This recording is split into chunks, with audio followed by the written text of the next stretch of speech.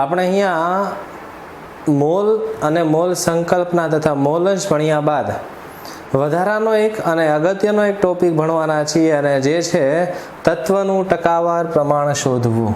ફરીથી એકવાર આપને જણાવી દઉં શું શોધવાનું છે. તત્વનું ટકાવાર પ્રમાણ. તત્વનું ટકાવાર પ્રમાણ. હવે આ તત્વનું ટકાવાર પ્રમાણ શોધવું હોય તો તે કઈ રીતે શોધી શકાય તેના વિશેની જો આપણે વાત કરીએ તો સૌપ્રથમ લખીશું અહીંયા H2SO4. આ જે H2SO4 છે આ H2SO4 માં રહેલા દરેક તત્વનું ટકાવાર પ્રમાણ. આવા ઉદાહરણ લઈ શકાય પણ શરૂઆત ચલો ઈઝીથી કરીએ આપણે. જેમ કે HCl લઈએ. HCl માં રહેલ દરેક તત્વનું ટકાવાર પ્રમાણ શોધો. HCl માં રહેલ દરેક તત્વનું ટકાવાર પ્રમાણ જણાવો. હવે HCl ના જે દરેક તત્વો છે આ દરેક તત્વનું ટકાવાર પ્રમાણ શોધવું હોય તો તે કઈ રીતે શોધી શકાય અને કેટલું હોઈ શકે. તો સૌપ્રથમ જ્યારે આ શોધવું છે ત્યારે યાદ રાખવાનું કે જે તમને અણુ આપવામાં આવેલો છે એનો આણ્વીય દળ શોધવું. શું શોધવાનું છે? સૌપ્રથમ આણ્વીય દળ. તો HCl નું આણ્વીય દળ, HCl નું આણ્વીય દળ બરાબર કેટલું થાય? તો HCl નું આણ્વીય દળ બરાબર થશે અહીંયા H નું પ્લસ Cl નું, તો એ થશે 36.5 ગ્રામ પ્રતિ મોલ. હવે દરેક તત્વનું ટકાવાર પ્રમાણ શોધવું છે તો આ ટકાવાર પ્રમાણ કઈ રીતે શોધી શકાય? એકદમ સરળ છે. સૌપ્રથમ જેમ કે હાઇડ્રોજનનું ટકાવાર પ્રમાણ, હાઇડ્રોજનનું ટકાવાર પ્રમાણ બરાબર શું થાય? તો સૌપ્રથમ અહીંયા હાઇડ્રોજન કેટલા છે એટલે કે જે તે તત્વનો આણ્વીય દળ, એટલે કે હાઇડ્રોજનનું આણ્વીય દળ, હાઇડ્રોજનનું આણ્વીય દળ છેદમાં કુલ આણ્વીય દળ, છેદમાં શું આવશે? કુલ આણ્વીય દળ. હવે હાઇડ્રોજનનું આણ્વીય દળ આપ સૌને ખબર છે કે 1 આવે છે. 100 ગુણ્યા 100 કરીશું તો ટકાવાર પ્રમાણ જશે. હાઇડ્રોજનનું આણ્વીય દળ છે 1 છેદમાં કુલ આણ્વીય દળ છે 36.5 ઇન્ટુ 100. તો હવે અહીંયા આપણે આનો જવાબ લાવીએ જેના માટે કેલ્સીનો ઉપયોગ કરીશું. સૌપ્રથમ તો કેલ્સી માટે 1 ડિવાઇડેડ બાય 36.5 into 100 into 100 તો જે આપણને મળી આવશે 2.7397%. આની જગ્યાએ હું અહીંયા ડાયરેક્ટ લખી શકું છું કે 2.74%. ઓકે, તો આ હાઇડ્રોજનનું ટકાવાર પ્રમાણ મળી આવ્યું છે. હવે આપણે અહીંયા Cl એટલે કે ક્લોરીનનું ટકાવાર પ્રમાણ શોધવું છે તો એ કઈ રીતે શોધી શકાય? તો Cl નું ટકાવાર પ્રમાણ બરાબર, તો Cl માટે સૌપ્રથમ વાત કરીએ તો Cl નું આણ્વીય દળ છે 35.5 છેદમાં કુલ આણ્વીય દળ છે 36.5 ગુણ્યા 100. હવે એ શોધવું છે તો આપણી પાસે 35.5 ભાગ્યા 36.5 ગુણ્યા 100 જે આવશે 97.26. હવે યાદ રાખજો આની અંદર આગળના ભાગમાં જ્યારે મોલ અંશનો દાખલો આપણે કર્યા ત્યારે એક વાત ખાસ જોઈ હશે કે મોલ અંશનું ટોટલ 1 થતું હતું. જ્યારે અહીંયા જોઈએ ને તો દરેક જે ઘટક છે આ ઘટકના ટકાવાર જે છે આ ટકાવારનું ટોટલ જો કરીએ છીએ ને તો આ હંમેશા 100 થાય, એટલે કે નિયરલી ઇક્વલ ટુ 100 આવશે. આ યાદ રાખવું ખાસ. ત્યારબાદ હવે આપણે અહીંયા લેવાના છીએ, ધારો કે આ પહેલા ઉદાહરણ જે લખેલ હતું એ H2SO4. H2SO4 માં રહેલા દરેક ઘટકનું ટકાવાર પ્રમાણ શોધવાનું છે. થોડું અલગ લઈએ છીએ આપણે. તો હવે શોધવું હોય તો સૌપ્રથમ H2SO4 નું આણ્વીય દળ. શું શોધીશું? H2SO4 નું આણ્વીય દળ. હવે H2SO4 નું આણ્વીય દળ બરાબર કેટલું થાય? તો 2 into H plus S plus 4 into O. હવે આપ સૌ જાણો છો હાઇડ્રોજનનું આણ્વીય દળ કેટલું હોય છે? તો હાઇડ્રોજનનું આણ્વીય દળ હોય 1 પ્લસ સલ્ફર 32 પ્લસ ઓક્સિજન 16. અહીંયા 2 plus 32 plus 64 is equal to 98. તો આ રીતે આપણે અહીંયા H2SO4 નું આણ્વીય દળ ગણી શકતા હોઈએ છીએ. હવે જે આ H2SO4 નું આણ્વીય દળ લખેલ છે આના આધારે દરેક તત્વનું ટકાવાર પ્રમાણ શોધવાનું છે. તો સૌપ્રથમ આપણે વાત કરીએ હાઇડ્રોજનનું ટકાવાર પ્રમાણ બરાબર. તો હાઇડ્રોજનનું ટકાવાર પ્રમાણ કેટલું હશે? તો એકદમ સિમ્પલ રીતે સૌપ્રથમ અહીંયા હાઇડ્રોજનની સંખ્યા પણ ધ્યાનમાં લેવી પડશે. અહીંયા આપ જોશો તો બધી જગ્યાએ એક સંખ્યા હતી, એટલે કે હાઇડ્રોજન અને ક્લોરીન બંનેની સંખ્યા એક હતી. એટલા માટે ત્યાં કંઈ વધારે ગણવાની કે બીજું કંઈ મુશ્કેલી નથી. પણ અહીંયા હાઇડ્રોજનની સંખ્યા 2 છે, તો 2 ઇન્ટુ 1 એટલે કે હાઇડ્રોજનનો આણ્વીય દળ છેદમાં કુલ 98 ઇન્ટુ 100. ઓકે, એટલે આ રીતે હાઇડ્રોજનનું ટકાવાર પ્રમાણ મળી જશે. આપણે હમણાં ગણતરી કરીએ છીએ. ત્યારબાદ સલ્ફરનું ટકાવાર પ્રમાણ. તો સલ્ફરનું ટકાવાર પ્રમાણ વિશે વાત કરીએ તો સલ્ફર એટલે 32. સંખ્યા એક જ છે એટલે કંઈ ગુણવાની જરૂર નથી. તો આ રીતે સલ્ફરનું ટકાવાર પ્રમાણ પણ મળી જશે. ત્યારબાદ લઈએ ઓક્સિજનનું ટકાવાર પ્રમાણ. ઓક્સિજનનું ટકાવાર પ્રમાણ 4 છે, તો 4 into 16 divided by 98 into 100. 98 into 100. હવે ધારો કે આપણે અહીંયા દરેકના ટકાવાર પ્રમાણ શોધવાની શરૂઆત કરીએ. તો 2 ઇન્ટુ 100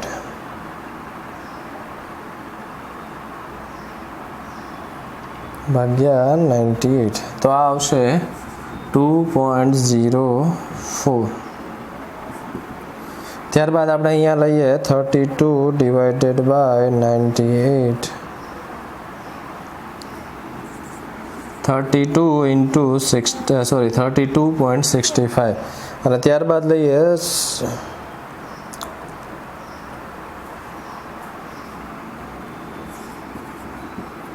65.31. જોઈ શકો છો આપ, દરેકનું ટોટલ કરશો તો ઓલમોસ્ટ 1 થઈ જશે.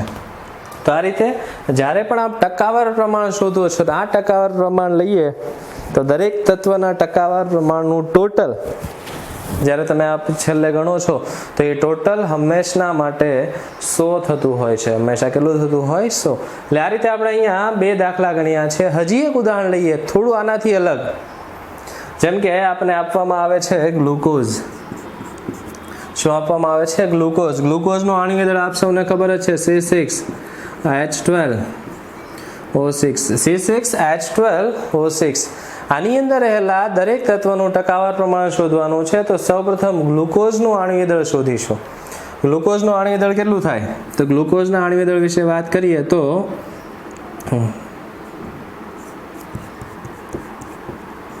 C6H12O6 નું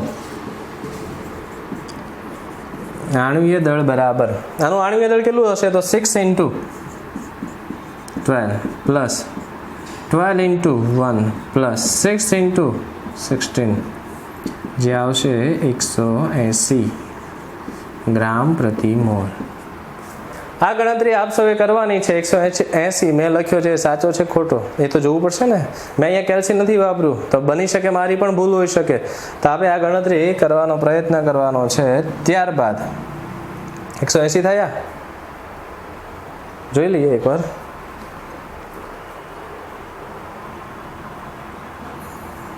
બોતેર પ્લસ 12 પ્લસ 96. ઓકે, તો આ રીતે પણ આપ ગણી શકો છો કે ત્યાં 180 છે, જે મને ખબર હતી એટલા માટે ત્યાં મેં એ ભાગ ડાયરેક્ટલી લખી દીધેલ છે. ત્યારબાદ હવે આપણે અહીંયા જોઈએ દરેક તત્વનું ટકાવાર પ્રમાણ શોધવાનું છે, જેમાં સૌપ્રથમ કાર્બનનું લઈએ. તો કાર્બનનું ટકાવાર પ્રમાણ બરાબર. કાર્બનનું ટકાવાર પ્રમાણ શોધવું હોય તો શું કરીશું આપણે? અહીંયા 6 ઇન્ટુ 12 છેદમાં 180 ગુણ્યા 100 થઈ શકે ને? 6 ગુણ્યા 12, કેમ કે કાર્બનની સંખ્યા અહીંયા 6 છે એટલે આ રીતે એનું ટકાવાર પ્રમાણ શોધી શકાય. હાઇડ્રોજનનું શોધવું હોય તો 12 ગુણ્યા 1 છેદમાં 180 ગુણ્યા 100. ઓક્સિજનનું શોધવું તો 6 ગુણ્યા 16 છેદમાં 180 ગુણ્યા 100. આ રીતે આપણે ટકાવાર પ્રમાણ સરળતાથી શોધી શકતા હોઈએ છીએ. આપ સૌને પણ અહીંયા ગણતરી કરવાની છે ટકાવાર પ્રમાણ માટે. સૌપ્રથમ લઈએ કેલ્શિયમ કાર્બોનેટ. તો દરેક તત્વનું ટકાવાર પ્રમાણ કેટલું છે તે શોધવાનું છે. સિલ્વર નાઇટ્રેટ, દરેક તત્વનું ટકાવાર પ્રમાણ કેટલું છે તે શોધવાનું છે. FeSO4, દરેક તત્વનું ટકાવાર પ્રમાણ કેટલું તે શોધવાનું છે. આ 3 દાખલાઓ શોધવાના છે. એકદમ સરળ છે અને ગણવામાં પણ મજા આવશે. તો આપ સૌને ખાલી એટલું જણાવવાનું, જો આમાં કંઈ તકલીફ હોય તો એ પૂછી લેવી અને આ દાખલા ફરજિયાતપણે ગણવાના છે. લો વિદ્યાર્થી મિત્રો, ઓકે, આપણે અહીંયા અમુક ચોક્કસ પદ્ધતિના દાખલાઓ ગણવાની હવે શરૂઆત કરવાના છીએ. અને આપ સૌને જણાવી દઉં કે આ જે દાખલો છે, આ દાખલો આપના પાઠ્યપુસ્તકની અંદર ખૂબ જ લાંબી પદ્ધતિ દ્વારા આપવામાં આવ્યો છે, પરંતુ અહીંયા હું આપને એક ટેબલ મારફતે આ દાખલો એ ખૂબ જ સરળતાથી સમજાવવાનો છું. પાઠ્યપુસ્તકની અંદર એક પૂરો ભાગ આ જ દાખલાની રકમના આધારિત છે, પરંતુ આપણે અહીંયા તેને ખૂબ જ સરળતાથી સમજવાનો પ્રયત્ન કરવાના છીએ. એ પહેલાં હું આપને એક સામાન્ય પદ્ધતિ જણાવી દઉં, જે પદ્ધતિ આપને આવડવી જોઈએ. જેમ કે મારી પાસે એક ગ્લુકોઝનું અણુસૂત્ર છે C6H12O6. હવે આના આધારે જો આપને આણ્વીય દળ પૂછવામાં આવે તો આપ શાયદ આનું આણ્વીય દળ સરળતાથી લખી શકો. કેટલું આવશે આનું આણ્વીય દળ? તો અત્યારે ઘણી બધી વખત આપણે આનું આણ્વીય દળ ગણી ચૂક્યા છીએ, છતાં આપણે એકવાર જણાવી દઉં કઈ રીતે ગણવાનું. 6 × 12, 12 × 1 અને 6 × 16. તો આ રીતે જ્યારે આણ્વીય દળનું ટોટલ કરવામાં આવે છે તો પહેલાં તો આ તેનું અણુસૂત્ર છે. આ શું છે? તેનું ગ્લુકોઝનું અણુસૂત્ર. ત્યારબાદ બીજી વાત કરીએ તો આનું આણ્વીય દળ, અણુભાર, બીજા શબ્દોમાં કહીએ તો અણુભાર, જે આવશે 180 ગ્રામ પ્રતિ મોલ. જે કેટલો આવશે? 180 ગ્રામ પ્રતિ મોલ. ત્યારબાદ આપણે અહીંયા તેનું પ્રમાણ સૂચક સૂત્ર લખીએ. શું લખીએ છીએ? પ્રમાણ સૂચક સૂત્ર.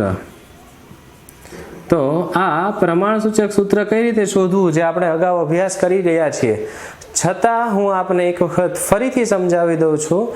પ્રમાણ સૂચક સૂત્ર શોધવાનું છે કઈ રીતે, તો આપ સૌ ધ્યાનથી ફરીથી એકવાર સમજી લેજો. આમાંથી સામાન્ય નીકળતી સંખ્યાને દૂર કરવી.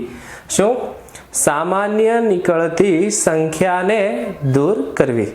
એટલે સામાન્ય નીકળતી સંખ્યામાંથી હટાવીએ તો આમાં આપ સૌ જાણો છો તે પ્રમાણે 6 સામાન્ય નીકળશે, તો વચ્ચે CH2O.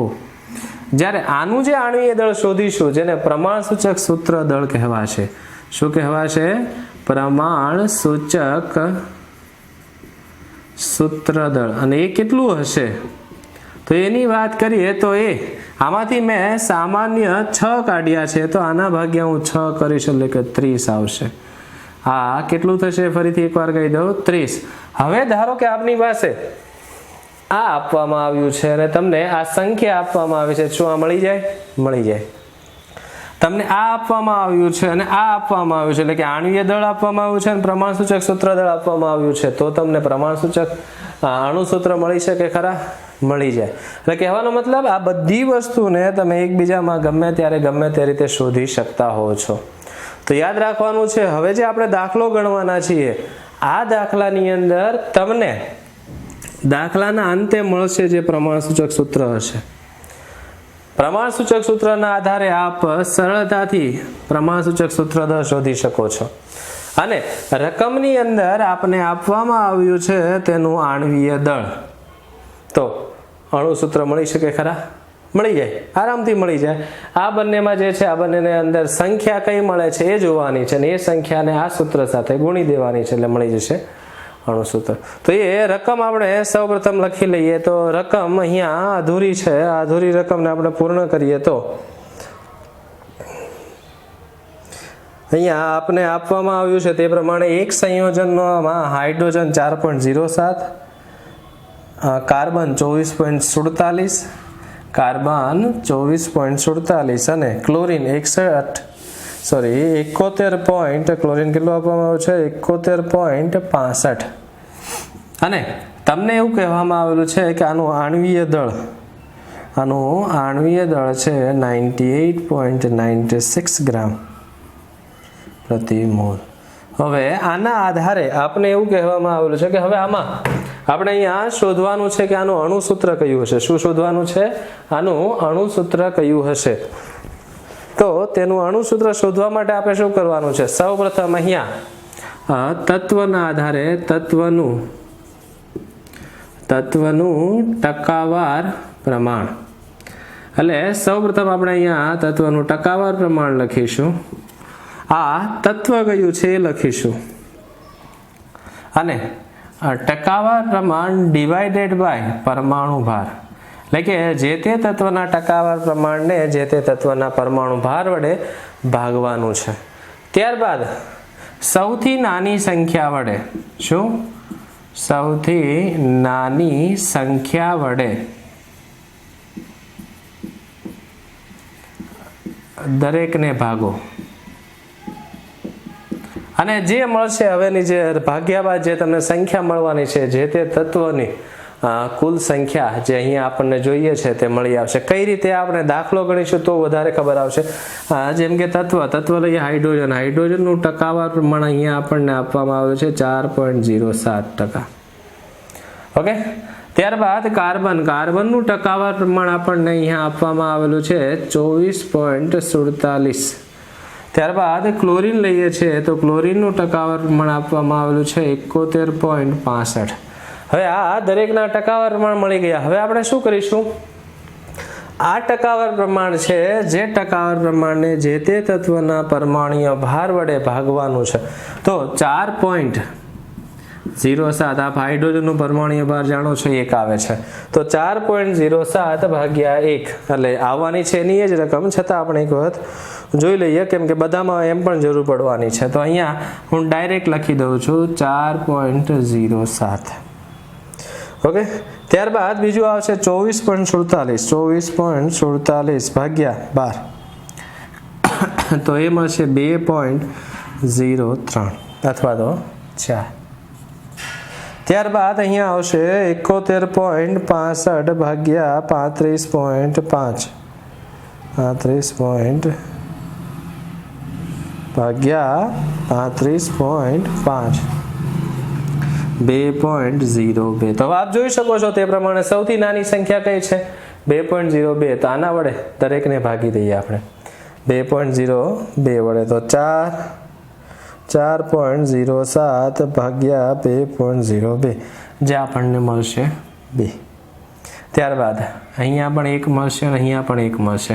હવે અહીંયા આપણને જવાબ મળી ગયો છે. શું થયું? હવે આ દાખલાની અંદર મળ્યું શું? તો આ જવાબનો મતલબ એવો થાય છે, અહીંયા ફરીથી એકવાર કહી દઉં, આ જવાબનો મતલબ એવો થાય છે કે આ તમને જે સંયોજન આપવામાં આવેલું છે આ સંયોજનનું પ્રમાણ સૂચક સૂત્ર જેમાં 2 હાઇડ્રોજન છે, 1 કાર્બન છે અને 1 ક્લોરીન છે.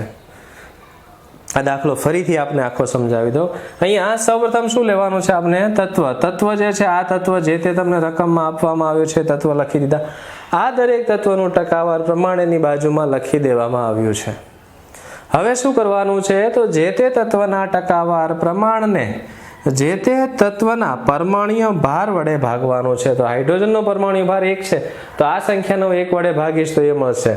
આનો પરમાણુય ભાર 12 છે તો જેને 12 વડે ભાગવામાં આવશે તો અહીંયા જવાબ આ મળશે.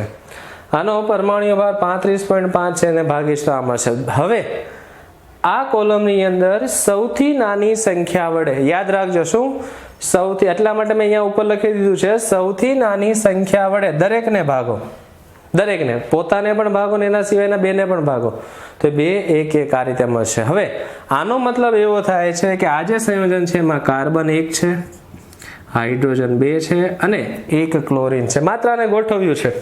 તો આવા પ્રકારનું જે મળે છે આ છે પ્રમાણ સૂચક સૂત્ર. શું મળ્યું આપણને? પ્રમાણ સૂચક સૂત્ર.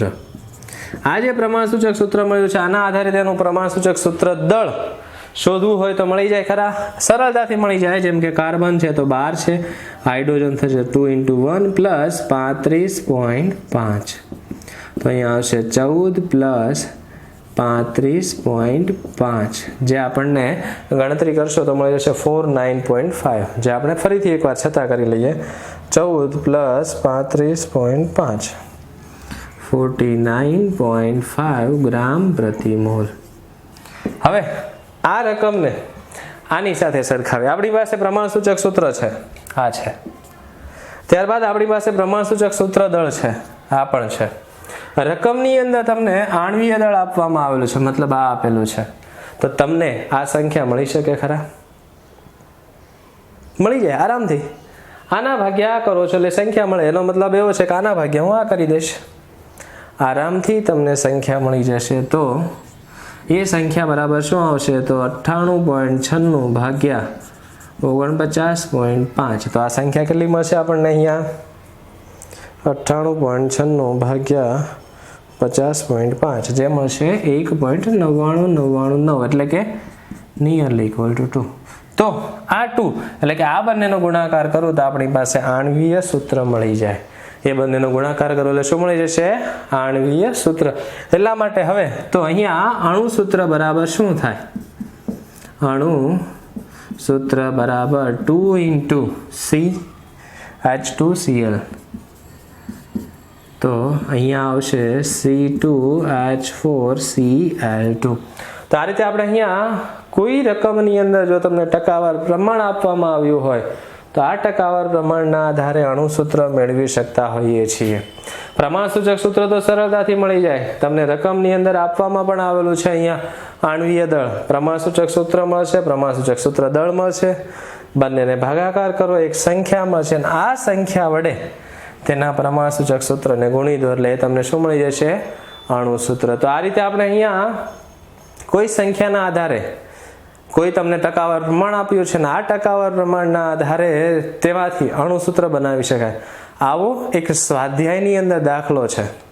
તો આ દાખલો આપ સૌને ફરજિયાત ગણવાનો છે. તો આપને વિનંતી છે કે આ દાખલો ગણી લો, આ દાખલાને સરળતાથી સમજી લો, અને છતાં જો કોઈ તમને ડાઉટ્સ હોય એટલે કે તમને કંઈ પ્રોબ્લેમ હોય તો પૂછી શકો છો. અને હજી એકવાર હું તમને સમજાવી દઉં છું આ પૂરો દાખલો, તો ધ્યાનથી સમજી લેવું. પહેલાં આ વાત જોઈએ તો અણુસૂત્ર જે છે આ ગ્લુકોઝના ઉદાહરણ દ્વારા તમને સમજાવવાનો પ્રયત્ન કર્યો છે. ગ્લુકોઝનું અણુસૂત્ર C6H12O6 છે.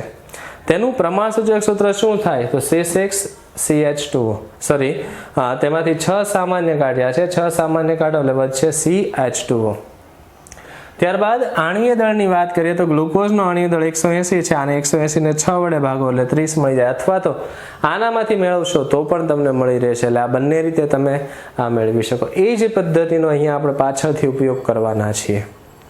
સૌપ્રથમ આપણે અહીંયા એક રકમ આપવામાં આવેલી છે, જેમાં હાઇડ્રોજનનું ટકાવાર પ્રમાણ છે 4.07, કાર્બનનું 24.47, ક્લોરીનનું 71.65, તો અહીંયા 98.96 ગ્રામ પ્રતિ મોલ છે.